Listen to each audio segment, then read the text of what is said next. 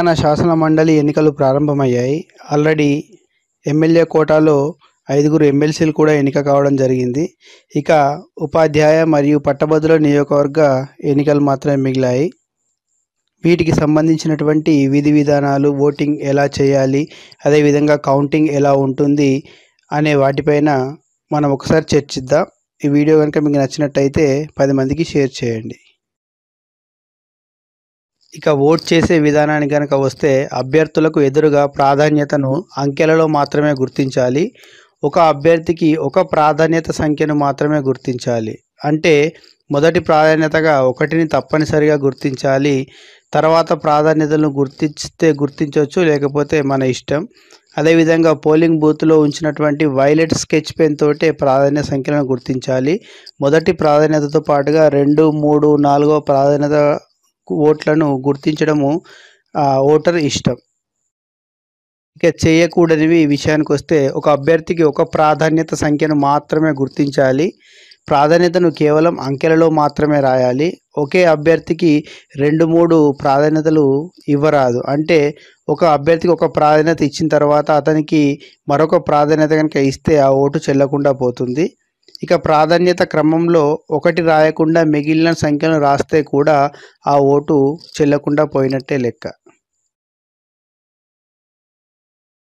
ఇక కౌంటింగ్ విషయానికి వస్తే, సాధారణ ఎన్నికలలో మిగిలిన అభ్యర్థుల కంటే ఎక్కువ ఓట్లు పొందిన అభ్యర్థిని గెలుపొందినట్లు ప్రకటిస్తారు. కానీ ఈ ఎన్నికల్లో మొత్తం చెల్లుబాటు అయిన ఓట్లలో సగానికంటే ఎక్కువ ఓట్లు పొందిన వారు గెలుస్తారు. ఈ విధంగా ఎన్నికకు అవసరమయ్యే ఈ కనీస ఓట్లనే కోటా అని అంటారు. ఇక కోటాను ఈ విధంగా లెక్కిస్తారు. మన స్క్రీన్పై సూచించినట్టుగా కోటా అంటే మొత్తం చెల్లుబాటైన ఓట్లు బై సీట్ల సంఖ్య +1 హోల్ +1. ఇది కోటా యొక్క ప్రిన్సిపల్ అండి. ఇక్కడ సీట్ల సంఖ్య అంటే మనకు ఒకే ఉపాధ్యాయ నియోజకవర్గం మరియు ఒకే పట్టభద్రుల నియోజకవర్గానికి సంబంధించినటువంటి ఒకరే గెలుస్తారు కాబట్టి ఇక్కడ సీట్ల సంఖ్య 1 అని అర్థం. ఇక ఒక చిన్న ఉదాహరణ ద్వారా ఈ ఎమ్మెల్సీ ఎన్నికలో ఓట్ల లెక్కింపు ఏ విధంగా ఉంటుందో చూద్దాం. ఒకసారి కోటాను కనుక పరిశీలించినట్టయితే, కోటా అంటే మొత్తం చెల్లుబాటైన ఓట్లు బై సీట్ల సంఖ్య +1 హోల్ +1. ఇక్కడ సీట్ల సంఖ్య అంటే 1, ఎందుకంటే ఒక నియోజకవర్గం నుంచి ఒక్కరే ఎన్నికైతారు కాబట్టి ఇక్కడ సీట్ల సంఖ్య అంటే 1. ఒక చిన్న ఉదాహరణ ద్వారా ఈ కౌంటింగ్ విధానం చూద్దాం.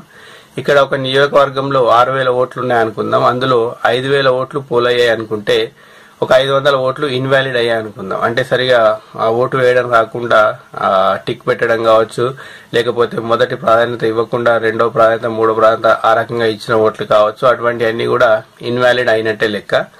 సో ఇక వ్యాలిడ్ ఓట్లు ఈ 5,000 నుంచి 500 కనుక తీసేస్తే 4,500 మాత్రమే వ్యాలిడ్ ఓట్లు. సో దీని నుంచి కోటాను కనుక లెక్కించినట్టయితే, ఇంతకుముందు చూసినటువంటి ఫార్ములాలో మొత్తం చెల్లుబాటు అయిన ఓట్లు 4,500 బై ఒక నియోజకవర్గం నుంచి ఒకరే ఎన్నికైతారు కాబట్టి 1 + 1 హోల్ +1. సో ఇక్కడ 4,500 బై 2 +1. సో ఇక్కడ బై 2 చేస్తే మనకు రౌండ్ ఫిగర్ వస్తుంది 2,250. దానికి 1 కలిపితే 2,251. ఒకవేళ ఇక్కడ కనుక పాయింట్స్లలో వచ్చినట్టయితే ఆ పాయింట్స్ విలువ ఎంతైనా కావచ్చు, దాన్ని వదిలివేయడం జరుగుతుంది. సో ఇక్కడ 2,251 ఇది కోటా. ఈ కోటా ఓట్లు ఎవరైతే సాధిస్తారో వాళ్ళు గెలుపొందినట్టు లెక్క. ఇక రౌండ్ 1 కౌంటింగ్ కనుక చూసినట్టయితే, సో ఇక్కడ మనం ఇంతకుముందే చూసాం, పోలైన 5,000 ఓట్లలో 4,500 మాత్రమే వ్యాలిడ్ ఓట్లు. సో వీటిని అభ్యర్థుల వారీగా పంచడం జరుగుతుంది. ఇవి 1వ ప్రాధాన్యత ఓట్లు. వీటిని మెయిన్ పార్సిల్ ఓట్లు అని కూడా అంటారు.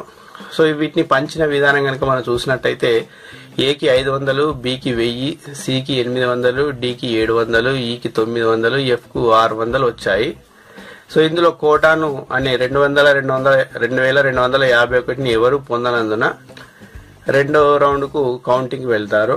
సో కౌంటింగ్ వెళ్లే ముందు ఈ మొదటి రౌండ్ లో తక్కువ ఓట్లు వచ్చినటువంటి ఒక అభ్యర్థిని ఎలిమినేట్ చేస్తారు. సో ఇందులో ఏ అనే అభ్యర్థికి 500 మొదటి ప్రాధాన్యత ఓట్లే వచ్చినందున ఇతన్ని ఎలిమినేట్ చేసి 2వ రౌండ్ కు కౌంటింగ్ కు వెళ్తారు. ఇక 2వ రౌండ్ కౌంటింగ్ కనుక చూసినట్టయితే, ఈ రౌండ్ లో ఎలిమినేట్ అయిన ఏ ఓట్లలో 2వ ప్రాధాన్యత ఓట్లను మిగిలిన వారికి పంచుతారు. వీటినే సబ్ పార్సిల్ ఓట్లు అని అంటారు. అంటే ఎవరైతే ఏకి మొదటి ప్రాధాన్యత ఇచ్చి ఏ తర్వాత బి, సి, డి, ఈ, ఎఫ్ లకు తదుపరి ప్రాధాన్యత అంటే రెండవ ప్రాధాన్యత ఇస్తారో వాటిని మాత్రమే పంచుతారు. ఒకవేళ ఏ మెయిన్ పార్సిల్ 500 ఓట్లు ఉన్నాయి అనుకుంటే, ఇంతకుముందు మనం చూసినట్టుగా ఏ యొక్క మెయిన్ పార్సిల్ ఇక్కడ 500 ఓట్లు ఉన్నాయండి. ఈ 500 ఓట్లలో ఒక 40 ఎగ్జాస్టెడ్ అయినాయి అనుకుందాం. అంటే ఎగ్జాస్టెడ్ కావడం అంటే ఏంటి అంటే ఈ 40 మంది ఏకి మాత్రమే ప్రాధాన్యత గుర్తించారు, తర్వాత రెండవ ప్రాధాన్యతను ఎవరికి వేయలేదు. అంటే ఈ 40 ఓట్లు కేవలం ఏకి మాత్రమే చెందుతాయి. ఇంకా మిగిలినవి 460 ఓట్లు. వీటిని కనుక BCDEF లకు కనుక పంచినట్టయితే ఈ 460 నుండి బికి 100, సికి 50, డికి 200, ఈకి 10, ఎఫ్ కు 100 వచ్చినాయి అనుకుందాం. సో టోటల్ చూస్తే 460 ఓట్లు. సో ఇక్కడ ఇవి రెండవ రౌండ్ కు పంచినట్టయితే BCDEF లకు రెండవ రౌండ్ తర్వాత ఎన్ని ఓట్లు వచ్చినాయో ఒకసారి పరిశీలించినట్టయితే, సో BCDEF లకు ఈ మొదటి రౌండ్ లో మెయిన్ పార్సిల్ ఓట్లు 1000, 800, 700, 900, 600 ఉన్నాయి. అవి అదే విధంగా క్యారీ అవుతాయి. సో ఇక్కడ రెండవ రౌండ్ లో ఇక్కడ మనకు ఏ యొక్క సబ్ పార్సిల్ ఓట్లు బికి 100, సికి 50, డికి 200, ఈకి 10, ఎఫ్ కు 100 కనుక వస్తే మొత్తంగా 1100, 850, 900, 910, 700 ఈ రకంగా రెండవ రౌండ్ లో ఓట్లు వచ్చి రావడం జరిగింది. ఇప్పుడు కూడా కోటాను ఎవరు చేరనందున తక్కువ ఓట్లు ఉన్నటువంటి ఎఫ్ ను ఎలిమినేట్ చేస్తారు, చేసి మూడో రౌండ్ కౌంటింగ్ కు వెళ్తారు. ఇక మూడో రౌండ్ విషయానికి వస్తే ఇప్పుడు ఎఫ్ యొక్క ఓట్లను పంచడం జరుగుతుంది. ఎఫ్ యొక్క మెయిన్ పార్సల్లో ఇప్పుడు మనం పట్టిక చూసినట్టయితే 600 ఓట్లు ఉన్నాయి. ఈ 600 ఓట్లలో ఒక 40 మంది కేవలం ఎఫ్ కు మాత్రమే వేయడము, లేకపోతే వేరే ప్రాధాన్యత గుర్తించకపోవడము, ఆ ప్రాధాన్యతను సరిగా గుర్తించకపోవడం జరిగినందున ఒక 40 ఎగ్జాస్టెడ్ అయినాయి అనుకుందాం. అంటే ఇందులో కేవలం 560 మాత్రమే మిగతా వాళ్ళకి పంచుతారు.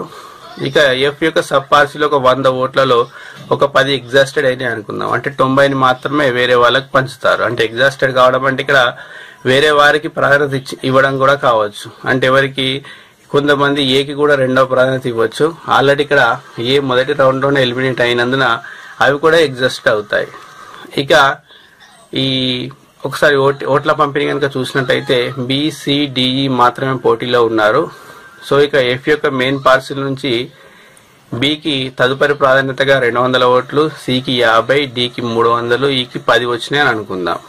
ఇక ఎఫ్ యొక్క సబ్ పార్సిల్ ఒక 100 ఓట్లు ఉన్నాయి. ఇందులో 10 ఎగ్జాస్టెడ్ అంటే 90 మాత్రమే పంచడం జరుగుతుంది. ఆ 90 కనుక చూసినట్టయితే బికి 10, సికి 10, డికి 60, ఈకి 10 వచ్చినాయి అనుకుందాం. సో టోటల్ గా 210, 60, 360, 20 ఈ రకంగా ఓట్ల పంపిణీ జరిగింది. ఇక మూడో రౌండ్ తర్వాత ఒకసారి మొత్తం ఓట్లు చూసినట్టయితే BCDEలకు బి యొక్క మెయిన్ పార్సిల్లో 1100 ఓట్లు ఆల్రెడీ ఉన్నాయి. సికి 850, డికి 900, ఈకి 910. ఎక్కడి నుంచి మనకి ఇది రెండో రౌండ్ నుంచి క్యారీ అయిన ఓట్లండి.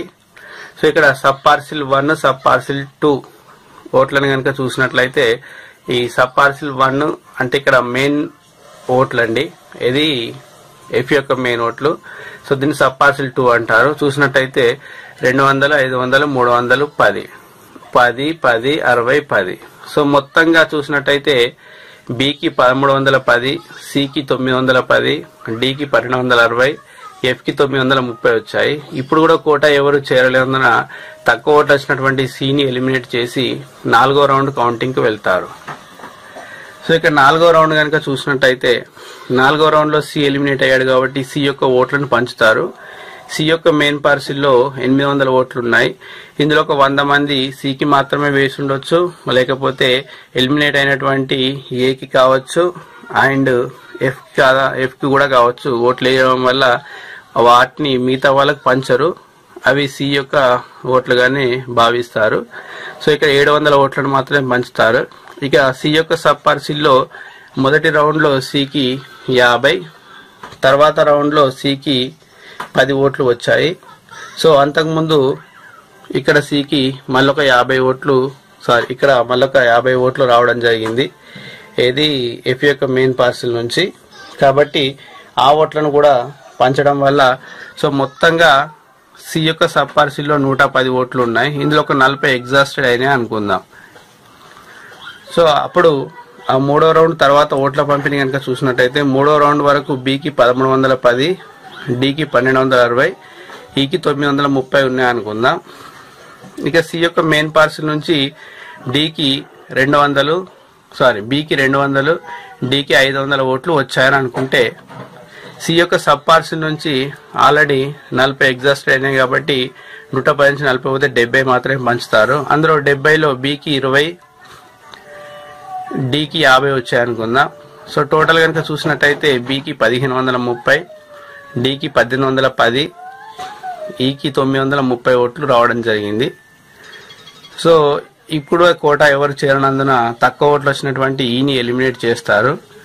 సో ఈ యొక్క ఓట్లను మళ్ళీ పంచడం జరుగుతుంది. అది 5వ రౌండ్కు వెళ్తుంది. సో ఇక్కడ ఈ యొక్క మెయిన్ పార్సిల్లో 900 ఓట్లు ఉన్నాయి. ఇందులో 150 ఓట్లు వేరే వారికి ప్రాధాన్యత ఇవ్వడము లేకపోతే ప్రాధాన్యత ఇవ్వకపోవడం చేయడం వల్ల 150 ఎగ్జాస్ట్ అయినాయి అనుకుంటే ఈ యొక్క సబ్ పార్సిల్లో ఇక్కడ 2వ రౌండ్లో 10, 3వ రౌండ్లో 10, 4వ రౌండ్లో ఇంతకుముందు ఏం రాలేదు కాబట్టి మొత్తం 20 ఓట్లు ఉన్నాయనుకుంటే ఇందులో ఒక 10 ఇతరులకు ప్రాధాన్యత ఇవ్వడం వల్ల లేకపోతే ఇవ్వకపోవడం వల్ల ఎగ్జాస్ట్ అయినాయి అనుకుందాం. ఇక బిడి ఓట్లు కనుక చూసినట్టయితే 4వ రౌండ్ వరకు బికి 1530, డికి 1810 ఉన్నాయండి. అవి అదేవిధంగా క్యారీ అవుతాయి. ఇక ఈ యొక్క మెయిన్ పార్సిల్ నుండి బికి 300, డికి 450 వచ్చాయనుకుందాం. ఈ యొక్క సబ్ పార్సిల్ నుంచి బికి 10, డికి ఏమి రాలేవని అనుకుంటే సో టోటల్ కనుక చూస్తే బికి 1840, డికి 2260 ఓట్లు వచ్చాయండి. సో ఇక్కడ కోటా పూర్తయింది కాబట్టి ఇక్కడ డిని విన్నర్ గా ప్రకటిస్తూ బిని సెకండ్ ప్లేస్ గా నిర్ధారిస్తారు. సో ఈ విధంగా కౌంటింగ్ ఉంటుందండి. ఒక్కోసారి మెయిన్ పార్సిల్ ఓట్లు కనుక చూసినట్టయితే బికి 1000 మాత్రమే వచ్చాయి, డికి 700 మాత్రమే వచ్చాయి. అంటే డి కింది నుంచి 3వ ప్లేస్ లో అంటే 500, 600 తర్వాత 700 కింది నుంచి 3వ ప్లేస్ లో ఉన్నా కూడా 2వ ప్రాధాన్యతగా 2వ రౌండ్ లో డికి 200 ఓట్లు, అదేవిధంగా 3వ రౌండ్ లో డికి 300 ఓట్లు, 4వ రౌండ్ లో డికి 500 2వ ప్రాధాన్యత ఓట్లు రావడం వల్ల చివరగా చూస్తే డి అనే క్యాండిడేట్ విజయం సాధించడం జరిగింది. అంటే ఈ సింగిల్ ట్రాన్స్ఫరబుల్ ఓట్ పద్ధతిలో ప్రథమ ప్రాధాన్యతతో పాటుగా ద్వితీయ ప్రాధాన్యత ఓట్లకు కూడా అత్యంత ప్రాధాన్యత ఉంటుంది అనడానికి ఇది ఒక నిదర్శనం. ఎందుకంటే మొదటి ప్రాధాన్యతలో బిఏ ఆధిక్యంలో ఉన్నప్పటికీ కూడా చివరికి వచ్చేసరికి 2వ ప్రాధాన్యత ఓట్ల వల్ల డి గెలుపొందడం జరిగింది.